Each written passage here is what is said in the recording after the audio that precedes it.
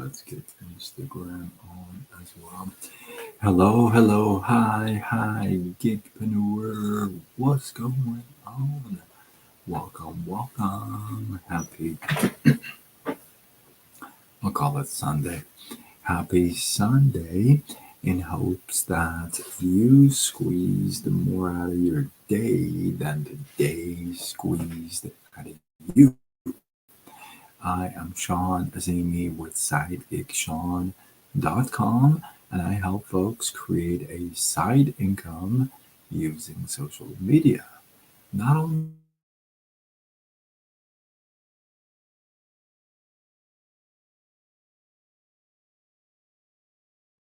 I help you create a side income using social media, something happened over here. We are live on all channels. Jenny, how are you? Welcome. If you are joining me, let me know where you are coming in from. That would be kind of cool. That would be neat. I am from Southern California. So today I was watching, okay, do not judge. I love Lifetime movies. I know. I love them. Some of the true story ones. Oh my god, I love these movies. I could watch maybe two, maybe three. I don't think I've ever done that, but I might be able to watch two or three in a row. I really like Lifetime movies, especially the real ones. Right, the real ones are really cool. Thank you for the like. I appreciate you, Laura. So I was watching this movie earlier, and I really tried to find a name, and I could not. It was a story of I don't remember. It was a gal. Now get this. This gal is a reporter, author, and I think it was happening in London, England. And hey, Mary, how are you, Lady Evenberg? Ivanberg. Nelly, let me know where you're tuning in from. It'd be kind of neat to know. I'm from Southern California. So, as I was saying, this gal is a reporter and author. I think it was in England, London, and so there's a story of this mental institution that is absolutely just insane, right? Uh, what a word choice, just insane. Um, so it's known for people going in and not coming out. Like the serious folks go in, and it's known that they do. They're not really nice. Let's just say that they're not really nice to the patients. The patients are abused. The patients are uh, treated like dirt, like slaves. So I thought it was very interesting. Now, this isn't like people have heard this, but they haven't really seen it. Like nobody has come out to tell them, yeah, this is the story, and nobody has been able to go in to actually check out the place. You know, because whenever they have a reporter or a researcher at the institution, the front looks great, everybody's nice, and it looks like they're doing exactly what they need to be doing in order to heal the patients. But on the contrary, behind the real doors, that's not the case. So this gal, this we reported that I tell you about, so she decides to um, go in as a patient and to really get a real taste of what it's like in there and actually pretend that she is a mental patient. So obviously, obviously, her I think it's her her fiance or her husband, I want to say. So her husband, obviously, super against this. What are you doing? You're crazy. This is not going to turn out really well. I don't, I don't have a good feeling about this. But the gal's made up her mind. The gal's made up her mind, and she plans this whole thing out. And sure enough, she, gets in as a mental patient. She just kind of drifts in, that kind of a thing. It's not like she got dropped off. She drifts in, kind of a thing, to this mental institution, and it takes a few days for them to break her in, like to really show who they really are. But then once this whole story really starts, she is um, not treated really nice. She is being discriminated, just treated like a slave.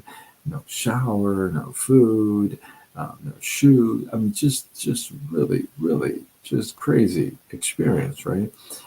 She sees people getting sick, yeah, and getting no medical attention. It gets really, really bad for her. Really bad for her. Like, she really wants out. But guess what? You can't get out. You can't just get out.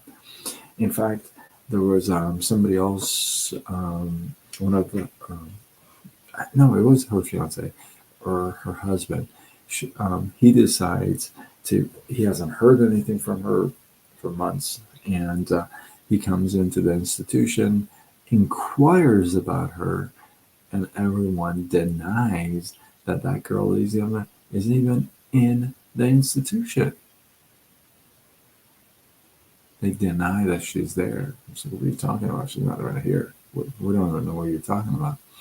This happens like a couple of times, and still nothing. One time, one of the gal nurses, I guess, she says, "You know what? I'll get you out, and this whole thing, I'll shrink it. This whole thing, I'll get you out, and I know a secret, passage." So she gets her to the secret passage. She gets her right to the front, and then she sells her out. It was a setup so that she can get more punishment, and this nurse can get more favors. It's crazy. Now, at the end of the story,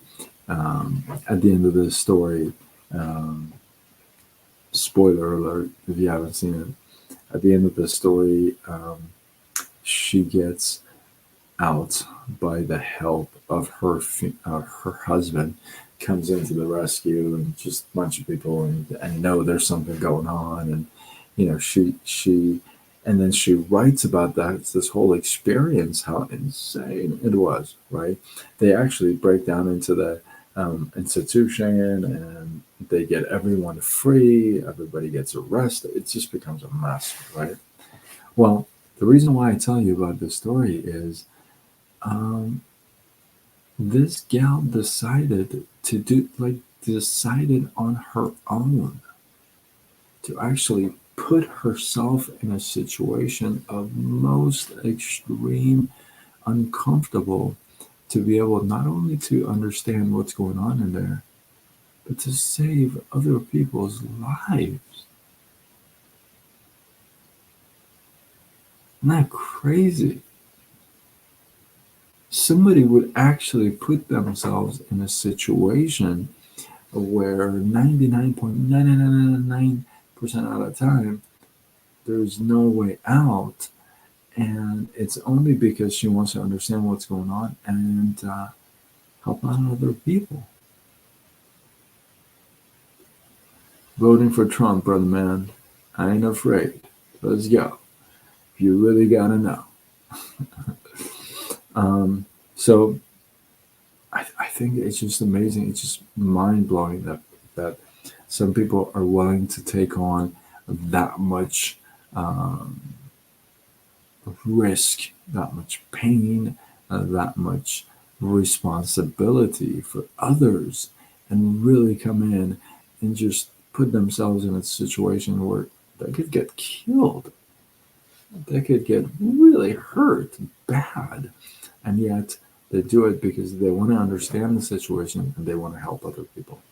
And sometimes we don't even like to entertain the idea of helping other people through a business idea, through an online idea. No way. We don't even want to entertain. We don't even want to think about that idea. Here's this gal that puts herself in a mental institution, almost gets killed, and everybody's trying to talk her out of it. And she's like, nope. She changed everyone's life after that. They closed down this institution. And some of us,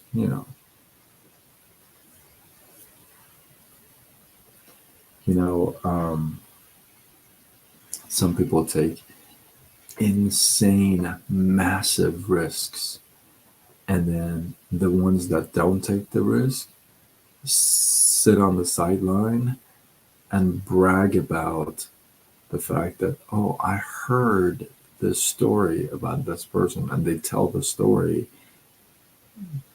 but they are never part of that story.